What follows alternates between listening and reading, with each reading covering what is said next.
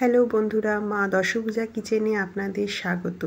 কিছুদিন ধরে বিরিয়ানি দেখছিলাম, খুব ফেসবুকের রিলসে আসছিল, তো ভাবলাম বাড়িতে একটু বানিয়ে ফেলি।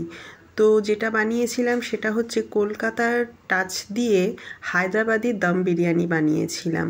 তো সর্বপ্রথম যেটা করেছিলাম, সকালে উঠে ঘি বানিয়ে নিয়েছিলাম।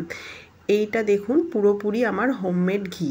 আমি সকালবেলা উঠেই ঘিটা বানিয়ে নিয়েছিলাম যে আজকে দুপুরে বিরিয়ানি করব বলে। তো মাত্র 2 ঘন্টাতেই বিরিয়ানিটা আমার হয়ে গেছিলো। যেটা করেছিলাম, কাঁচা চিকেন আর আলুটাকে ভালো করে মশলা মাখিয়ে নিয়েছিলাম। মশলা মাখিয়ে পাতিলের মধ্যে রেখে দিয়েছিলাম। তারপরে বিরিয়ানি জলের মধ্যে গোটা গরম মশলা কাপড়ে করে বেঁধে দিয়ে দিয়েছিলাম এবং যখন 80% চালটা আমার সেদ্ধ হয়ে এসেছিলো, জল থেকে তুলে দেখতে পাচ্ছেন আমি এইভাবে সাজিয়ে দিয়েছিলাম।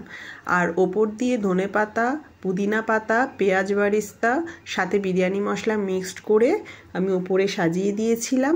আর দুধের সাথে কেওড়া জল, গোলাপ জল যেগুলো দেয়, মিঠা আতর সব দিয়ে ভালো করে ওপরে ছড়িয়ে দিয়েছিলাম। দিয়ে প্রথম 5 মিনিট আমি এটাকে ফুল ফ্লেমে রান্না করেছিলাম, যেহেতু আমার আলু আর চিকেনগুলো পুরোটাই কাঁচা, কিচ্ছু আগে থেকে করা নয়। তো প্রথম 5 মিনিট ফুল ফ্লেমে রান্না করেছিলাম। তারপরের 55 মিনিট আমি একটি চাটুর ওপরে এটাকে একদম স্লো ফ্লেমে বসিয়ে কুক করেছিলাম। তাহলে টোটাল 1 ঘন্টা পরে আমি দেখতে পাচ্ছেন খুলেছি, দেখুন কতটা ঝরঝরে হয়েছে। তলাটাও আমি আপনাদের দেখিয়ে দিচ্ছি। আর একটু কম করলেও আমার মনে হয়েছিল যে ভালো হতো, একটু লেগে লেগে আসছিল, আমার পরিমাণটা কম ছিল, তাই জন্য হয়তো এটা হতে পারে। তো যাই হোক, 1 ঘন্টাই করবেন। আর এই দেখুন আলুটা ভেঙে দেখাচ্ছি, কি সুন্দর লাগছে না? পুরো কাঁচা আলু ছিল, কিন্তু আগে থেকে কিচ্ছু প্রিপারেশান ছিল না। আর চিকেনটাও দেখুন কতটা সেদ্ধ হয়ে গেছে যে ভেঙেই গেছিলো আমার।